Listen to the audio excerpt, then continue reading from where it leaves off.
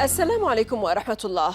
لعل المناضلة الأمريكية من أصول أفريقية أساتا شكور، العضوة السابقة في جيش التحرير الأسود وأول امرأة توضع في لائحة المطلوبين لدى الFBI، قالت ذات مرة إن الأحمق فقط هو من يسمح لأحدهم بإخباره من هو عدوه. يجب ألا تدع أعداءك يختارون لك أعداءك.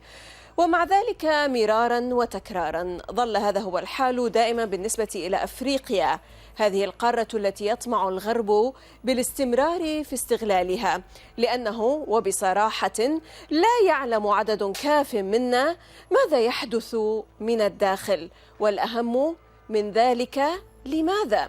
ما نعرفه هو أن الغرب يثير الاضطرابات وينظم الاغتيالات والانقلابات ويحتل الأرض عسكريا ويفرض العقوبات، ويختار للأفريقيين من هم الأفارقة الطيبون ويحدد من هم الأفارقة الخطيرون بحسب حساباته وأجندته وطموحاته التوسعية ورغبته في الهيمنة على موارد القارة الأفريقية.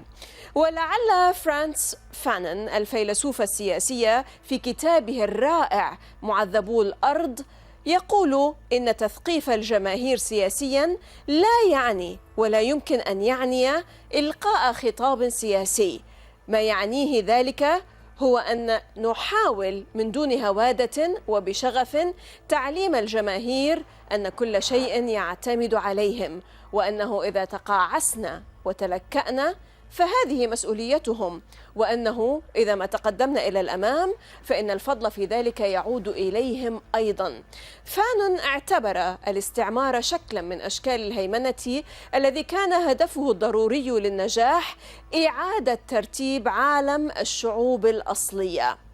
يطيب لنا أن نستقبل من واشنطن المناضل الأممية أوبي ايغبونا الابن الوحيد لأحد مؤسسي حركة الفهود السود وحركة القوة السوداء في لندن، أوبي ايغبونا الأب، الكاتب المسرحي العالمي الشهير والمؤلف والروائية والمناضل من أجل الحرية، لنتحدث عن كثب عن زيمبابوي وعن الآثار الهيكلية والعنيفة للعقوبات ضدها، وما هي الخطوات العملية التي قام بها أوبي مع رفاقه في النضال من أجل رفع تلك العقوبات، ولا سيما برنامجه الخاص لتدريس تاريخ أفريقيا من خلال مسرحيات موجهة للأطفال وأهمية ذلك، وأيضا عن نضاله المستمر لرفع الحصار عن كوبا.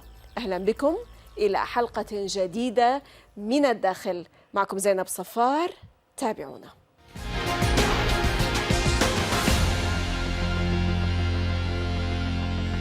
Obi Egbuna Jr., Pan-African long-time organizer, children's playwright and fighter for the cause of Black people, joining us from Washington, D.C. Welcome to Min al-Dakhil from the inside, Obi. Thank you. Glad to be here.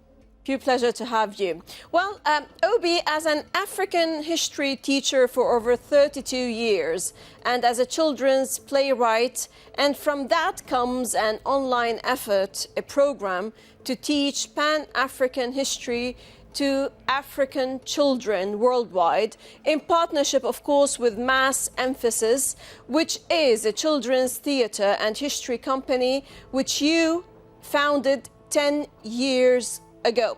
Let's highlight more the importance of teaching African history to African children through plays and through your online program, please. Well, it's the decolonization process of work, what history obligates us to do. In order for when we say that we're fighting for our liberation and human dignity, that means that we're seeking to come full circle. Coming full circle for us is dealing with the cultural imposition of our former colonizers and captors. And because of that, the political and economic dehumanization, and part and parcel of that process is the historical divide. So putting our experience in context, both in the diaspora and on our mother continent, is very essential to our development moving forward as we seek to intensify our resistance, as we strive for the ultimate goal. Once again, that's total liberation, total redemption. Right. Knowledge is only power when organized, intentionally organized.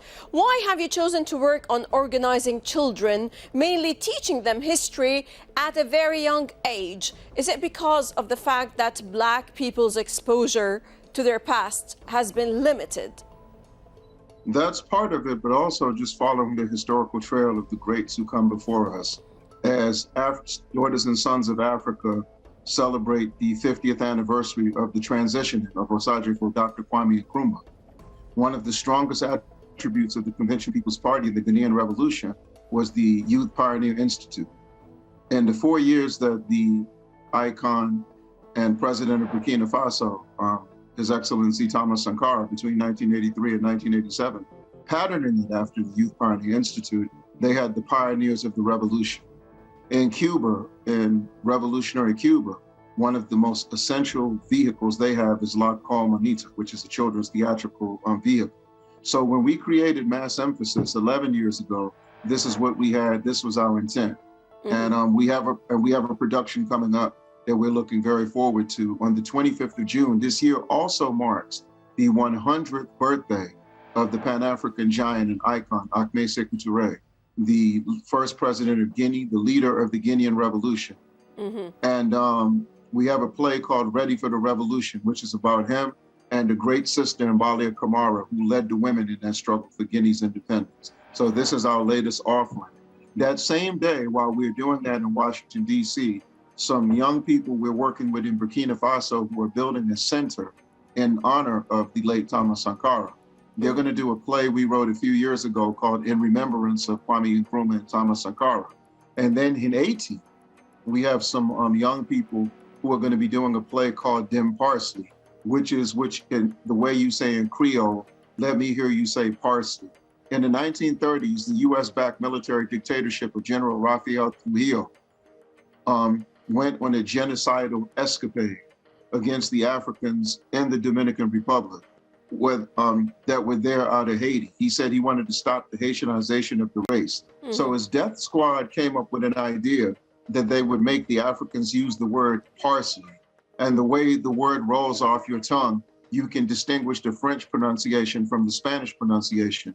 All Africans who had a French pronunciation that revealed that they were born in Haiti and they were executed on the spot.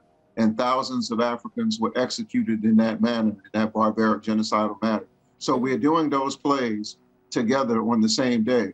And the reason is because this year marks the 30th anniversary of the Day of the African Child, which we've been celebrating on the African continent since 1992, strategically picking the day, June 16th, to commemorate the mighty young people in Soweto, who on June 16th, 1976, rose up and protested against not being able to teach African history in the schools in Soweto and not being able to speak their indigenous languages, only the language Afrikaans, the colonial language. Right. So we followed the trail of those who came before us, and that's what we've been trying to get Mass Emphasis to become. Mm-hmm. Also, what you're speaking to, we have a new dimension of it called the Mass Emphasis Children's History, Educational and Navigational Institute. And we've been having African history classes on Saturdays since the end of January. And so far, we're teaching children we have some students in Trinidad, we have students throughout the United States, and thanks to an organization called Black People United in Calgary, Alberta, Canada, we've been teaching children in Canada, some of them based in Calgary, some of them based in Toronto, some of them based in Vancouver. So we're definitely spreading out. And every time we're able to get children in a collective pocket like that, we always seek to utilize the vehicle of theater. So this play, our brand new play, Ready for the Revolution, paying homage to Ahmed Sékou Touré and paying homage to our sister Mbalia Kamara. We will be doing that on June 25th as a post-Day of the African Child celebration.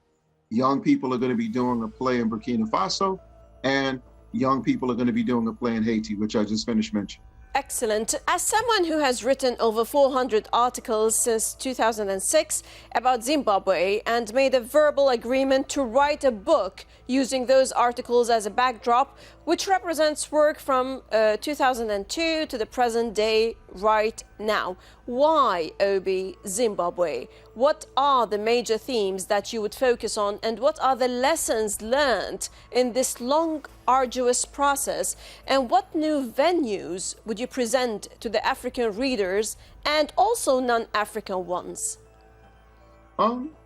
Very simple. What Zimbabwe means on the world scale. Sure. Number one, since their heroic land reclamation program, which has resulted in 350,000 families in a nation where the average family has 6 people, have getting their land back, and 70% of the most fertile land in the country, the land that you build schools on, the land you build homes on, the land you build hospitals on. 68% of the farming in the nation is being done by women. What other country in the world at this historical moment, where agriculture is the staple of the culture and the staple of the economy, can make that claim? Zimbabwe has a 97% literacy rate. Taking into consideration how education intensifies our resistance, if you look at our history of the United States, you look at the role that Brown versus the Board of Education played in advancing the civil and human rights movement. You look at our efforts to have African freedom schools. You look at the efforts of the Nation of Islam to start Muhammad University of Islam. You look at Marva Collins' efforts in Chicago. You look at our efforts to deal with affirmative action. You look at our efforts to save historical Black colleges and universities and predominantly Black institutions like Chicago State University. That aspect of Zimbabwe's character is going to resonate. When you look at the fact that they have the most significant HIV/AIDS declines in Southern Africa, in spite of being under sanctions, that is something that would resonate with people. They had the lowest cholera, they had the most effective cholera tracking system before sanctions. They had the most effective net rollout program for malaria for children before the sanctions. And we learned from the overthrow of Osajifo, Dr. Kwame Nkrumah on February 24th, 1966, that we must look at the positive attributes of the nations that imperialism seeks to bring about an illegal regime change in. So Ghana had 68 factories in 9 years, a tire factory, cocoa factory, rubber factory, manganese factory, a bicycle factory. Queen Elizabeth said the roads of Ghana were better than the roads of Britain. But the whole time, imperialist forces were going around saying that the Osajifo had this utopian view of a unified Africa at the expense of being negligent in the affairs of the Ghanaian people. So every time they try to attack Zimbabwe, and you look at the educational system in Zimbabwe, you look at the healthcare system in Zimbabwe, you look at the role of Zimbabwe's women's empowerment. Zimbabwe was the nation in the Southern African development community that recommended that 51% of the leadership in Africa at the parliamentary level be women. They made that recommendation. If you go back to is this why Obi Egbuna Jr. felt obligated to defend Zimbabwe, to stand up and defend Zimbabwe no matter who would put you on a collision course within your community? Yes. And we wanted to do that because we know that most people's point of reference to Southern Africa as a region is South Africa, and in particular Nelson Mandela and the African National Congress, which we understand because in 1956, after watching the Montgomery bus boycott take flight, Chief Albert Luthuli had a bus boycott there. The African National Congress comes to us 3 years after the NAACP in 1912. So they've always been influenced by the civil and human rights struggle in this country, where the ties with Zimbabwe are old. When John Carlos and Tommy Smith did the Black Power salute at the Olympics in Mexico, it was in demand to have Avery Brundage removed from the International Olympic Committee chairmanship because he supported the Rhodesian colonial regime and he supported the apartheid regime in South Africa. Bob Marley, out of his own pocket, paid for his band and their equipment to be flown to Zimbabwe to perform. So all we're doing is coming behind all the Student Nonviolent Coordinating Committee in 1968 participated in a conference in Zambia that showed the parallels between settler colonialism in Southern Africa and segregation in the southern part of the United States. So the bridges have always been there. Through our work, all we wanted to do was use the vehicle of journalism to win this propaganda war, to fight the voice of America back, to fight the U.S. Institute of Peace back, to fight the New York Times back, to fight BBC back, and not only fight them to fight a good fight or noble fight, but to win. And confirmed by Ambassador Johnny Carson when Dr. Alex Vines from Chatham House came to the States a few years ago to give his account of Zimbabwe, Johnny Carson said that Zimbabwe was winning the propaganda war against the United States. Right. And so any small role we have played in that process, we're just humbled to have done. Bless you. Obi, you believe that one of the challenges that people of African ancestry, both on your mother continent and the diaspora, have is the challenge of making your cultural and political expression synonymous. When you deal with Africa, what are you up against? Oh, it's very simple. We do not, first of all, we do not accept the amputated narrative of the collective African experience. You can't teach us about what goes on the African continent separately from what happens in Australia, where we've been for 80,000 years, separate from our plight in India, where there are over 200 million of us, separate from our plight in the Americas, where the Democrats and Republicans work every day to impose their definition of America. We're just as concerned about Africans' welfare in South America, Central America, Latin America. The 90 million Africans in Brazil matter to us. They are a priority. The 11 million Africans in Colombia, South America, they are a priority. The 45 million Africans in North America are a priority. This is why we salute the efforts of President Nicolas Maduro and the people of Venezuela, who are trying to bring us all together under the banner of being of African descent. No longer saying you're an African American, no longer saying you're Afro-Caribbean, no longer saying you're Afro-Latino, because they're unscrupulous, opportunistic forces who will have us reduce our identity to our shadows. So if I'm in Nicaragua, they want me to say I'm an African Central American. If I'm in Colombia, I'm an African South American. If I'm in the United States, I'm an African North American. So if we say we're children of Africa, people of African descent, we put all that nonsense to the side. And we don't let language divide us. We don't let religion/spirituality divide us. We don't let geography divide us. We don't let anything divide us. We know what we have in common, and that is the African continent. And 5,000 languages can't keep us apart. Thousands of spiritual expressions can't keep us apart. Our desire to take the richest continent on the earth and let the poorest people on the earth take control so they can be the beneficiaries of that wealth, that will remain our goal until we are no longer here. Excellent. Let's talk about the structural and violent implications of sanctions in terms of Zimbabwe and Cuba, please, Obi. Zimbabwe, Cuba, Venezuela, and Eritrea. To quote Barack Obama during his first inauguration, someone who is credited with being articulate, but makes some very ignorant comments, even though his vocabulary is wide and his diction is immaculate. He thinks he can rock people to sleep. But he said that the might of the U.S. military must be matched by the strength of its diplomacy.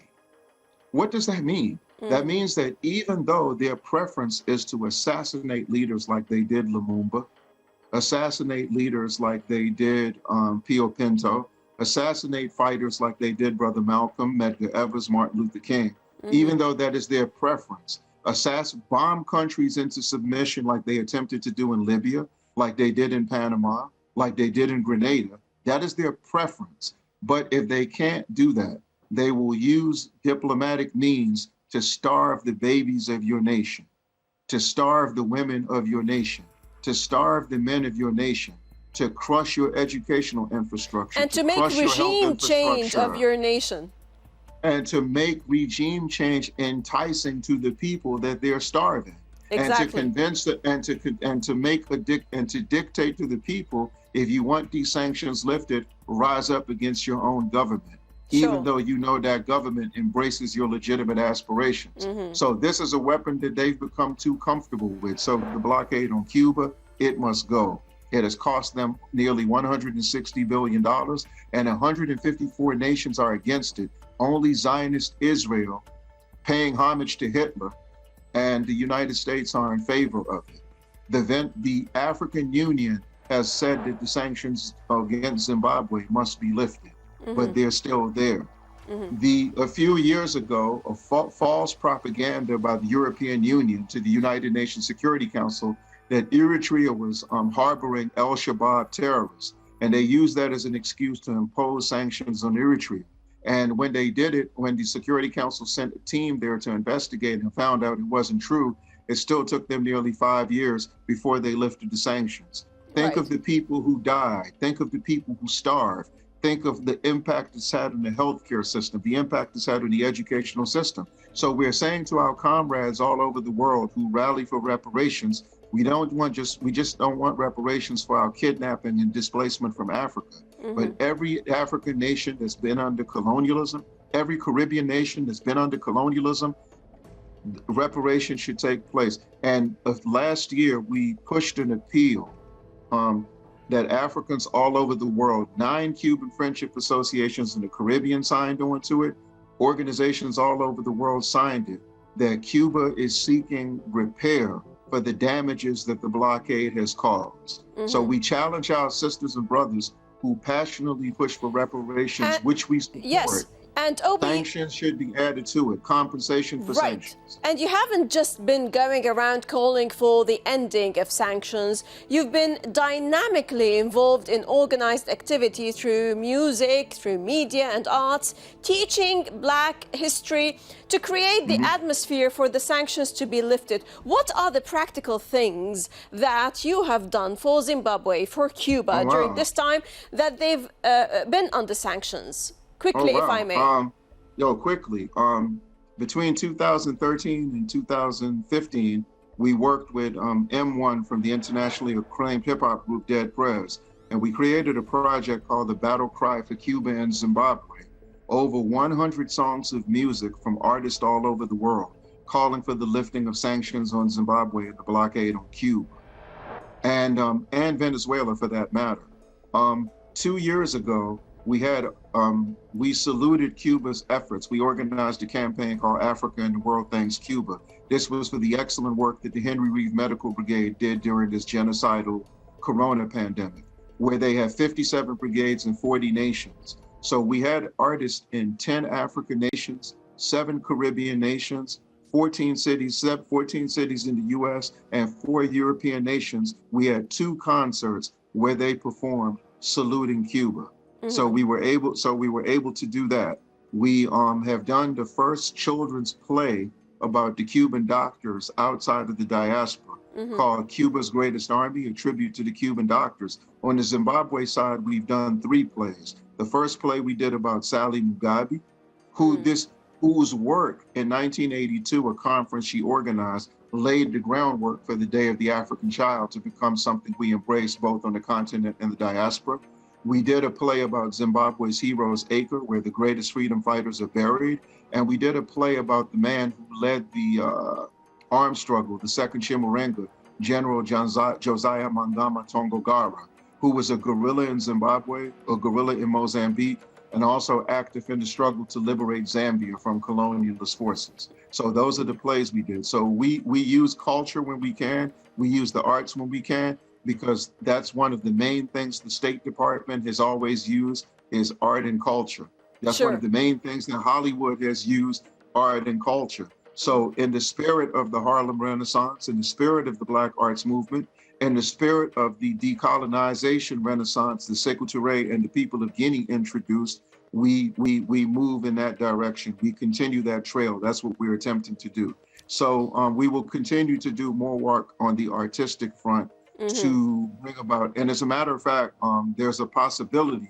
We're talking with La Comunita, we're talking with a children's ensemble in Eritrea for them to be involved in the activity that we have coming up on the 25th. So in addition to having the play about Guinea, paying homage to Sékou Touré in the Washington, D.C. area, having a play about Osagyefo, Dr. Kwame Nkrumah, and Thomas Sankara done by children in Burkina Faso, having a play about the Parsley Massacre in the 1930s performed by children in Haiti.